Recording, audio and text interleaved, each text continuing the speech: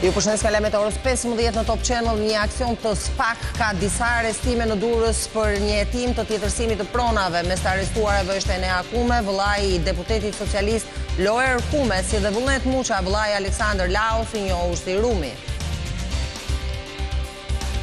Kryebashkiaku i shkarkuar Erion Veliaj mbetet në burg. Gjykata e lartë ka shqyrtuar sot kërkesën e tij për ndryshimin e masës së ndalimit, por ka vendosur të mos e marrë parasysh. Një sherr masiv mes adoleshentëve ka ndodhur pranë një shkolle në Kamës. Përpasoj dy 16 vjeçar janë plagosur rënd me armë të ftohta. Ngjarja ka ndodhur pranë të njëjtës shkollë ku studionte 16 vjeçaria që vrau veten 2 ditë më parë. Kryeministri Edi Rama tha sot në Kopenhagen se Shqipëria është në shënjestër në sulmeve kibernetike të Iranit, por ne, tha Rama, kemi mbrojtjen më të mirë në Europë dhe i smrapsim, por ata nuk po arrin të thyejnë mbrojtjen tonë kibernetike. Eksaktësisht siç lajmëroi sinoptikani grek Sakis Arnautoglu, moti ka ndryshuar me shpejtësi duke ulur ndjeshëm temperaturat. Rreshjet e Dëborës kanë nisur në lartësi mbi 1000 metër. Moti i keq do të vijojë deri në fundjavë. Një sulm me thikla të vdekur 2 persona përpara një sinagoge në Manchester. Autori është vrarë menjëherë në vend. Ai kishte shënjestuar personat pranë sinagogës në ditën përkujtimore të Yom Kippur, festë fetare hebraike.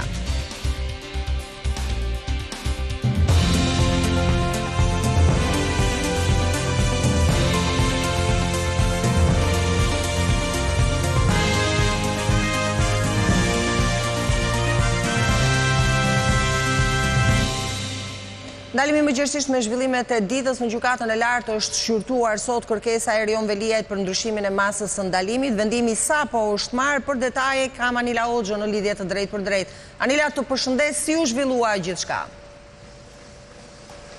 Përshëndetje Juli, një treshe gjyqtarë është në gjykatën e lartë e kryesuar nga gjyqtarja e lartë Albana Boksi, i than jo rekursit të ish kryebashkiakut të Tiranës Erion Veliaj, duke lënë në fuqi vendimet e gjykatave më të ulta, atë të masës arrest në burg për Erion Veliajin, i cili ishte i drejtuar gjykatës lartë mbasi shteroi 2 gjykatat e posaçme me kërkesën për heqje të masës arrest në burg, dhe për këtë arsye ai kishte ofruar edhe si alternativë atë të vendosjes së garancisë pasurore. Madje për këtë arsye, avokatët e tij menjëherë mbas shkarkimit të kryebashkiakut të Tiranës, tani më ish kryebashkiak i Tiranës, depozituan këtu në gjykatën e lartë edhe një shtesë rekursi, duke kujtuar pikërisht këtë vendim të shkarkimit të detyrës, e po ashtu faktin se nuk ekzistonte rreziku i ikjes, jo vetëm për shkak të lidhjeve të forta të Erion Veliajit në Shqipëri, siç është familja dhe miq, por gjithashtu edhe për shkak të profilit të tij publik. Megjithatë, pavarësisht një sër argumentash, duke nisur nga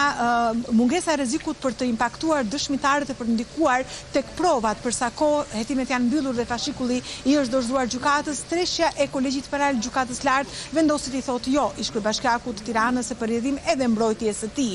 Siç bëjnë me dije antarë të trupës gjyqësore, kërkesa është konsideruar e pabazuar në ligj dhe në prova, që thotë se Erion Veliaj do të vazhdojë që të jetë i paraburgosur në ambientet e burgut të Durrësit. Aktualisht tani më procesi radhës që pritet të mbahet është ai në seancën paraprake në gjykatën antikorrupsion në datën 10 tetor, mbasi dështoi seanca e parë, dhe ku natyrisht pritet që ish kryebashkiaku të jetë i pranishëm dhe të bëhet apelimi, pavarësisht se ai ka lëshuar prokuror për pajësimit tek ekipi i tij ligjor. Nga ana tjetër ka edhe një proces tjetër në gjykatën kushtetuese në lidhje me vendimarrjen që joqi aty kompetencat dhe gjithashtu edhe drejtimin e Bashkisë së Tiranës, por në gjykatën kushtetuese vetëm është saktuar relatoria e trupës së gjyqtarëve kushtetues, ndërsa ende nuk ka një datë se kur gjyqtarët kushtetues do të dalin në seancë plenare për të shqyrtuar pikërisht ankesën e ekipit ligjor të ish kryebashkiakut të Tiranës, i cili nga burgu ka një sër pretendimesh, ndërto lidhet direkt edhe me faktin që ai u shkarkua nga detyra,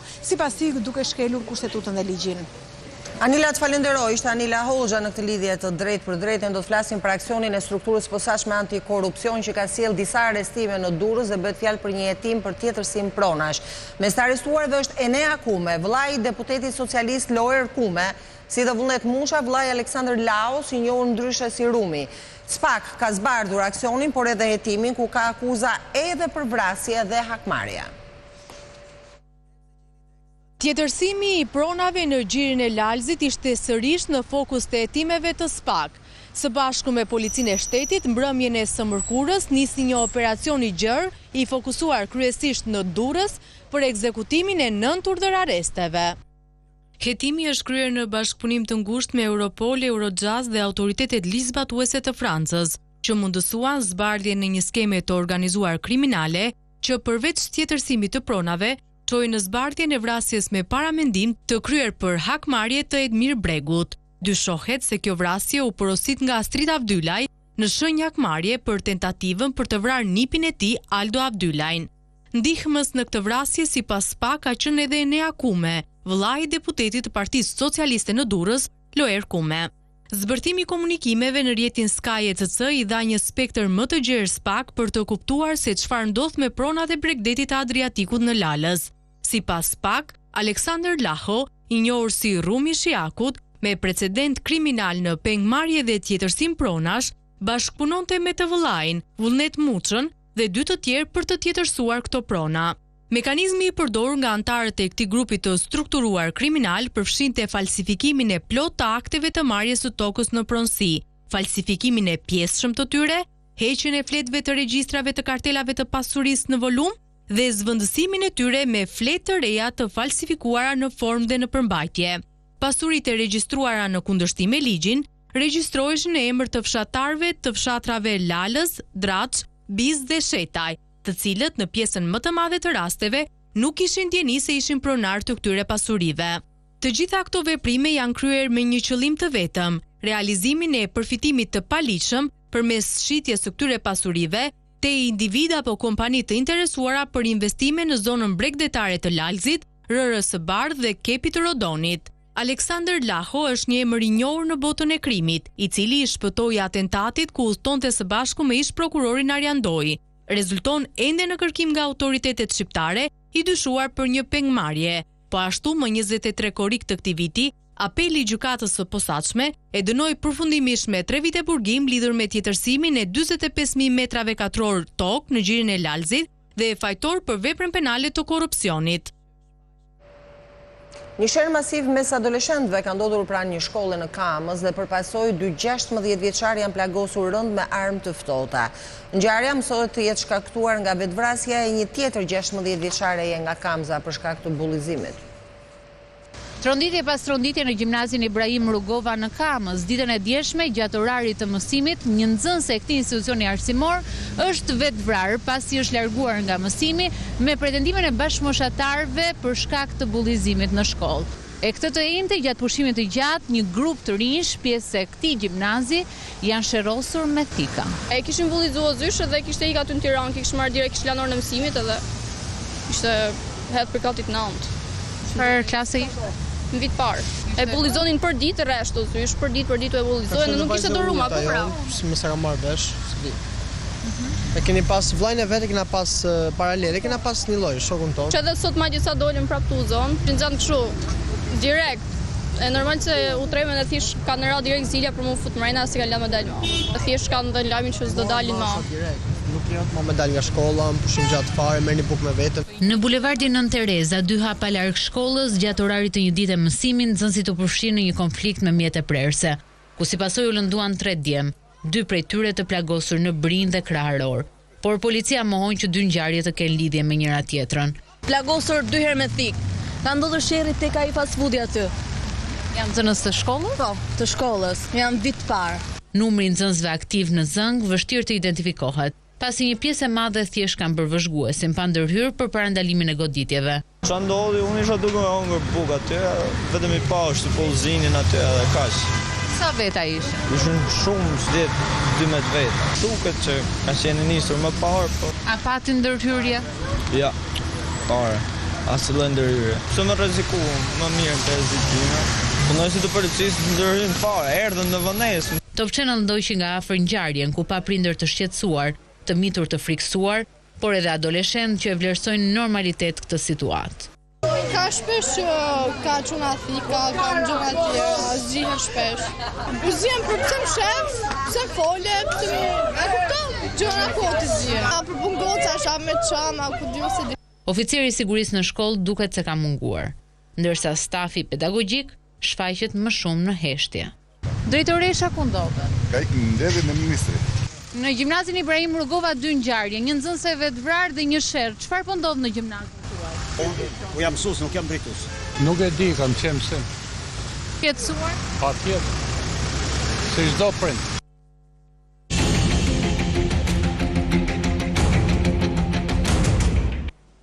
Kryeministri Edi Rama tha sot në Kopenhagen se Shqipëria është në shënjesrën e sulmeve kibernetike të Iranit, por, tha Rama, ne kemi mbrojtjen më të mirë në Europë dhe po i smbrapsim.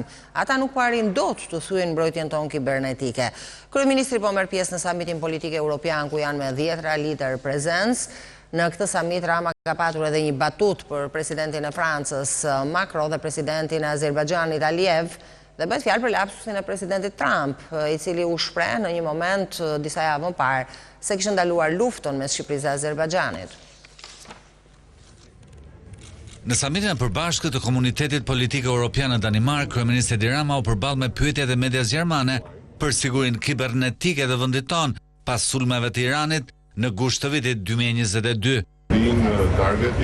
Po, kemi qenë objekt sulmi kibernetik, por sot kemi një nga mbrojtjet më të forta kibernetike në Europë. Ne vazhdojmë të jemi objekti këtyre sulmeve kibernetike të Iranit dhe jemi tërë kohën duke luftuar që të mos lejojmë shkelje të sigurisë sonë. Ndërsa për shpejtësinë e Shqipërisë drejt antarësimit në Bashkimin Evropian, kryeministri Edi Rama bëri këtë koment. Ne nuk po presim, ne po vrapojmë shumë shpejt. Ne do të jemi gati shumë shpejt dhe ju takon të mëdhenjve në sallë të mos presin më, por të na përqafojnë dhe të na mirëpresin sepse do të jemi një vlerë shumë e madhe e shtuar për BE. E pyetur sa ka ndonjë mësim që Bashkimi Evropian mund mësojë nga Shqipëria, kryeministri Edi Rama ju përgjigj.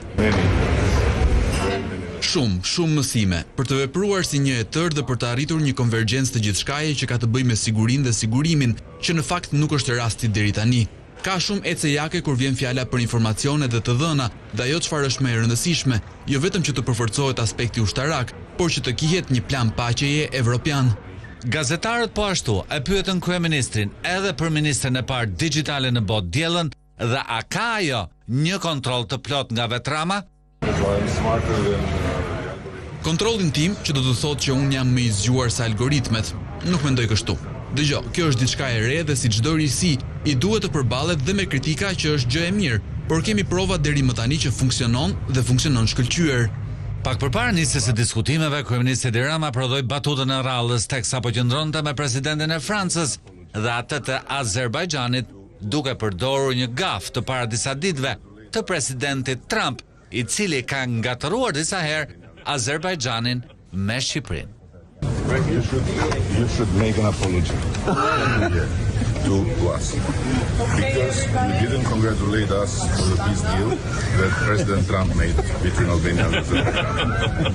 I'm sorry for that, guys. Yeah. So, and he worked very hard. He worked very hard. Duhet të kërkosh falje, sepse nuk na përgëzuat kur arritëm marrëveshjen e paqes midis dy vendeve, dhe presidenti Trump punoi shumë për këtë marrëveshje. Ai punoi shumë. Kishim 500 vjet në konflikt. E një nga temat më të rëndësishme që diskutohet në Kopenhagen është siguria e Europës dhe natyrisht lufta në Ukrainë. E shoqëruar nga kreu i Këshillit Evropian Antonio Costa dhe presidenti i Ukrainës Volodymyr Zelensky, kryeministri i Danimarkës Mette Frederiksen çeli procedurat zyrtare të samitit të 7 të Komunitetit Politik Evropian që mbahet në Kopenhagen. Mesazhi i saj ishte për aktorin kryesor që trazon sot qetësinë e kontinentit të vjetër. Gjatë muajve të fundit është folur shumë për paqe në Ukrainë, me takime, përballje paraprake dhe informime rreth takimeve, të gjitha këto në një kohë kur në terren Rusia i vazhdon sulmet e saj brutale. Sot një gjë duhet të jetë e qartë për të gjithë. Rusia nuk do të ndalet derisa të gjendet përballë detyrimit për ta bërë këtë. Ne kemi një detyrë të madhe përpara nesh, shtoi Frederiksen. Duhet ta bëjmë Europën aq të fortë sa lufta kundër nesh të bëhet e paimagjinueshme. Dhe kjo, sipas shefes së ekzekutivit danez, duhet të ndodhë tani. Volodymyr Zelensky vetë paralajmëroi se Moska mund të shkelë në çdo moment hapësirën ajrore kudo në Europë. Kur flasim për murin kundër dronëve, po flasim për gjithë Europën, jo vetëm për një vend të caktuar.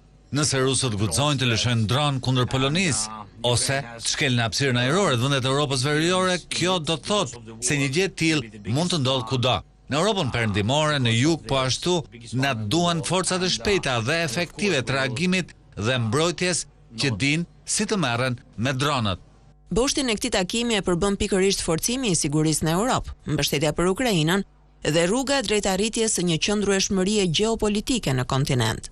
Sipas BE-s, gjatë samitit do të mbahen disa tryeza diskutimesh për aspekte të ndryshme të situatës së sigurisë, përfshirë kërcënimet tradicionale dhe ato hibride, si dhe sigurinë ekonomike dhe emigracionin.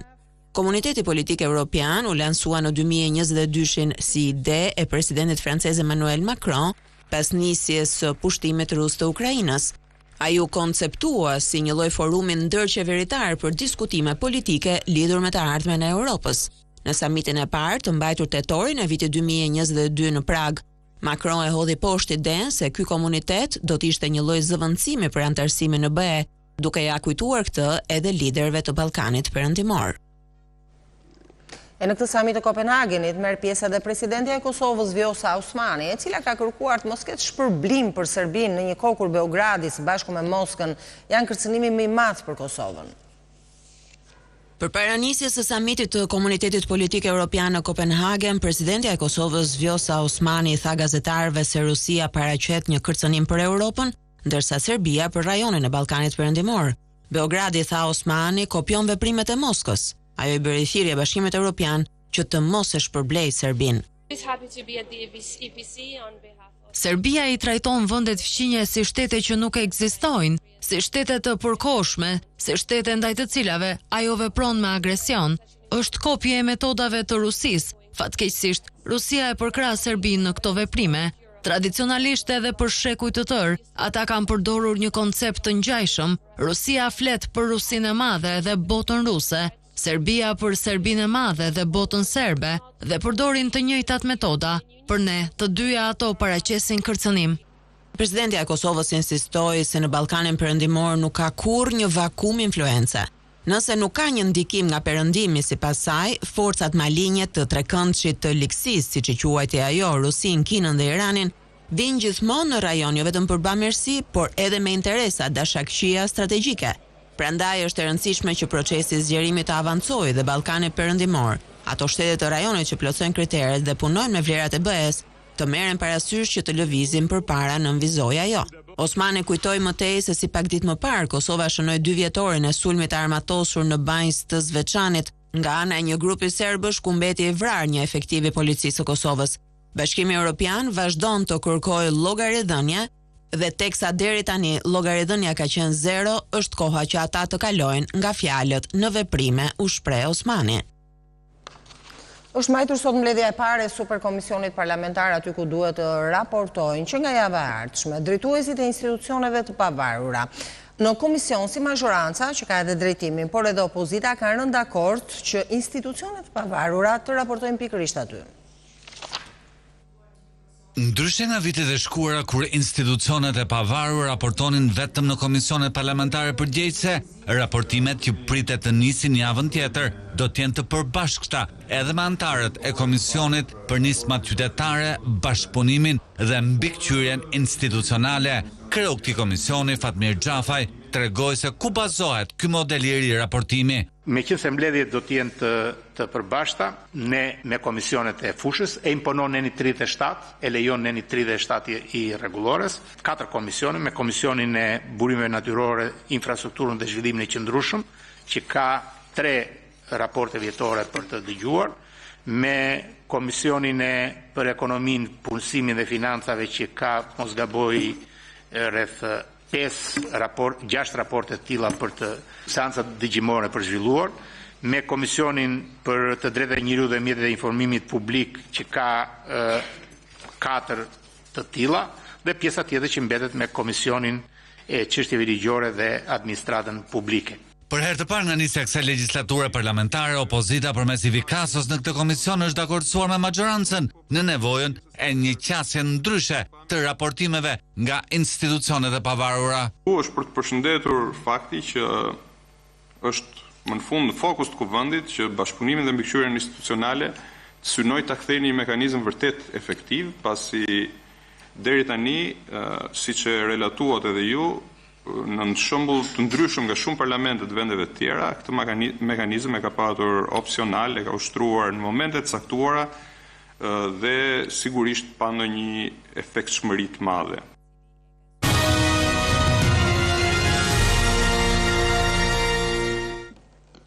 Raporti i vrojtimit të besimit në ekonominë shqiptare ka nota pesimizmi për disa sektor. Ka një rënje të besimit në sektorin e industrisë dhe tregtisë, por mbetet e qëndrueshëm ndërtimi. Situata aktuale e performancës së industrisë dhe tregtisë, si dhe ndikimi i tyre negativ në rritjen ekonomike, kanë ulur besimin e sektorëve në muajin shtator. Raporti i vrojtimit të besimit në ekonomi bën të ditur se ky tregues në industri ra me 6.3 pikë indikuar kryesisht nga prodhimi në rënje, si dhe ulja kontratave porositëse, ndërsa në të njëjtën ecuri vijon dhe sektori i tregtisë. Ekspertë ekonomistë vlerësojnë se mungesa e investimeve dhe mbështetjes nga qeveria në këtë sektor ka ndikuar në aftësinë prodhuese të bizneseve, duke mbetur edhe prapa në teknologji dhe inovacion. Industria nuk ka performuar mirë për shkak se nuk ka pas vëmendjen e duhur nga vetë shteti, po nga ana tjetër dhe nga vetë investitorët, duke qenë se investimet investitorët i kanë drejtuar në sektor të tjerë. Gjithashtu një element tjetër i rënies industrisë është fakti i asaj pjesë të industrisë që eksporton. Për shkak të nënshmimit të eros, kompani të ndryshme nuk kanë patur mundësi të krijojnë zhvillim për kompanitë e tyre, pra të riinvestojnë kompanitë e tyre apo të kenë një ndikim pozitivisht në rritjen e pagës punojësve. Nëse do të ishim një ekonomi e cila do të vareshim më pak nga importet dhe do të prodhonim më shumë, atëherë do të kishim një ekonomi më të stabilizuar. Më optimist paraqitet sektori i shërbimeve, i cili pas sezonit veror është ndikuar nga kërkesa më e lartë në konsum. Ky sektor ka rritur besimin me 2% në muajin shtator, nga ana tjetër ndërtimi shfaq një qëndrueshmëri.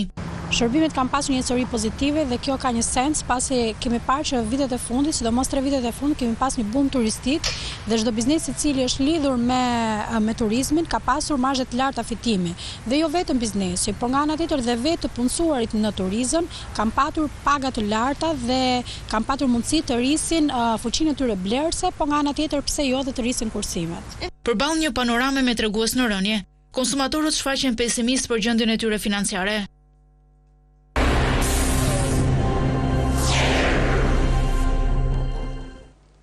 Prishja e pazareve të kontrabandës dyshohet se ka qenë shkaku një sherrri masiv në Bilisht, aty ku mbetën të plagosur 2 persona. Policia ka vënë në pranga autorin e ngjarjes dhe është duke hetuar edhe 2 të tjerë. Një ditë pas sherrit të ndodhur në Bilisht që përfundoi me plagosjen e 2 personave, njëri prej të cilëve me thik, policia ka zbardhur dinamikën e plotë të ngjarjes. 2 persona janë arrestuar, ndërsa 2 të tjerë janë proceduar penalisht. Sipas të dhënave nga hetimet, dyshohet se dje rreth orës 11, Guri Mazelliu është konfliktuar në rrugë për motive të dobta me shtetasit TC dhe MB dhe ka plagosur me thik në këmbë shtetasin TC 38 vjeç, ndërsa është larguar me automjet. Më pas, Ylli Xhaçka bashkë me shtetasit TC dhe MB ka ndjekur automjetin e 39 vjeçarit dhe në qendër të qytetit të Bilishtit, ata kanë ushtruar dhunë fizike dhe kanë dëmtuar automjetin e tij me shkopa bejsbolli. Nga verifikimet rezultoi se Ylli Xhaçka e drejtonte automjetin pa lejë drejtimi. Burime konfidenciale thanë se dyshohet që shkak i konfliktit mund të jetë bërë prishja e pazareve që lidhet me aktivitetin e kontrabandës së mallrave, por kjo pjesë mbetet për t'u hetuar. Policia ndërkohë ka sekuestruar thikën dhe 2 automjete. Përplasja e 2 automjeteve në aksin Bilisht Kapshtici ka marrë jetën drejtuesit të njërit prej mjeteve. Një aksident i rënd ndodhi pak para mesditës të së njëjtës në aksin Korçë-Kapshtic e përpasoi një 41 vjeçare humbi jetën. Sipas të dhënave, viktima Eriola Sinani ishte pasagjere në automjet. Mësohet se aksidenti ka ndodhur pak kilometra larg pikës kufitare të Kapshticës, ndërsa sipas policisë, automjeti që drejtohej nga shtetasi ASH, ku pasagjere ishte 41 vjeçaria, është përplasur me automjetin që drejtohej nga shtetasi DK.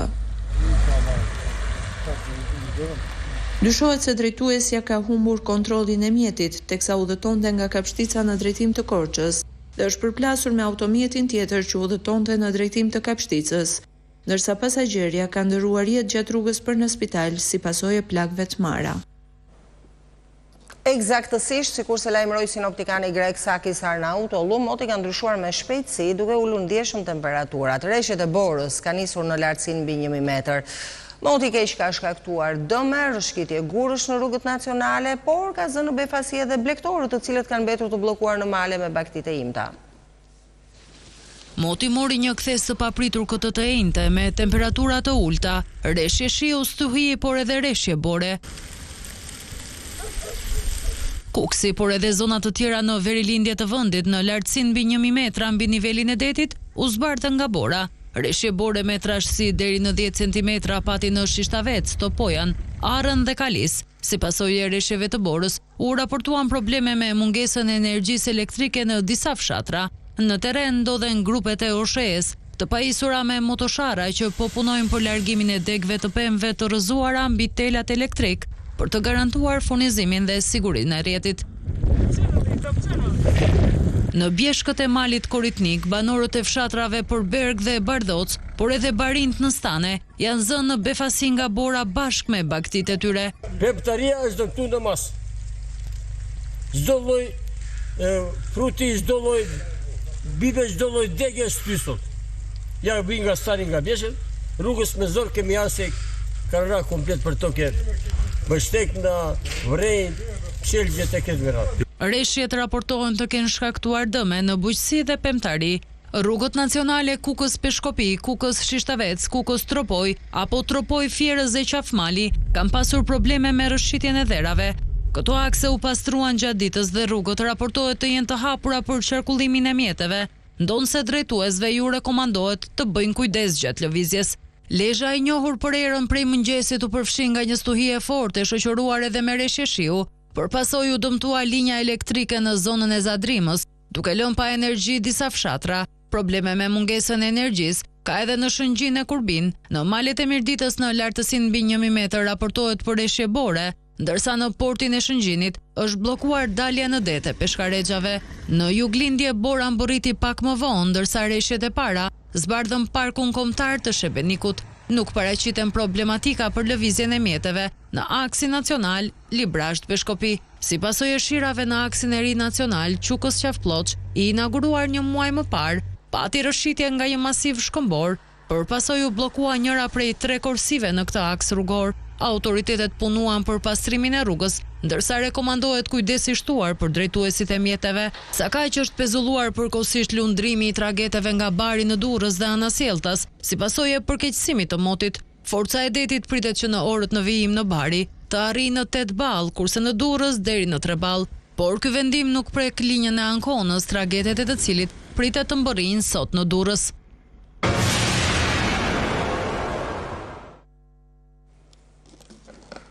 Një sulm me thik ka lënë të vdekur 2 persona përpara një sinagoge në Manchester. Autori është vrarë menjëherë në vend, ai kishte shinjestruar personat pranë sinagogës në ditën përkujtimore të Yom Kippur, festë fetare hebraike. Në ditën e Yom Kippurit, një burr qelloi me thik 4 persona që prisnin përpara një sinagore në Manchester, duke rikthyer hijen e territorit në qytetin britanik.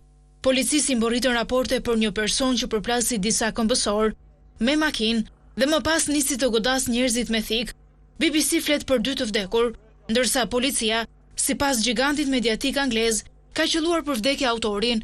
Në vendngjarje u dërguan me urgjencë forca të shumta policore, si dhe njësitë e çaktivizimit të bombave. Jam i tmerruar nga sulmi në sinagogën në Crumpsall, tha kryeministri britanik Keir Starmer përmes një postimi në X. Për shkak të kësaj ngjarje, Starmer ndërpreu pjesëmarrje në samitin e Komunitetit Evropian Politik. Fakti që kjo ndodhi në Yom Kippur, në ditën më të shenjtë të kalendarit hebraik, e bën këtë ngjarje dhe më të tmerrshme, shtoi Starmer. Edhe kryebashkiaku i Manchesterit, Andy Burnham, e cilësoi këtë si një incident serioz. U bë thirrje njerëzve që të shmangin këtë zonë. Kjo është një ngjarje e rëndë, por në të njëjtën kohë mund t'ju japim siguri njerëzve se rreziku duket se ka kaluar dhe se policia në Manchester e ka trajtuar shumë shpejt këtë rast. Pohoi për BBC-n. Yom Kippuri konsiderohet dita më e shenjtë në kalendarin hebraik, kur besimtarët shkojnë në sinagoga për të lutur. Vitin e kaluar Britania shënoi më shumë se 3500 incidente antisemitike. Numri i tyre megjithatë ka ardhur në rritje, që prej nisjes së luftës në Gaza, 7 tetorin e vitit 2023, kur Hamasi sulmoi jugun e Izraelit, duke nxitur konfliktin shkatërrimtar në enklavën palestineze.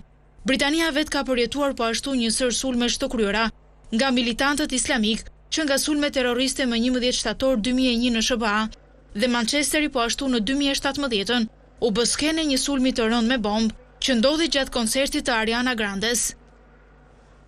Ishte gjithçka për këtë edicion. Faleminderit që na ndiqni. Mirupafshim.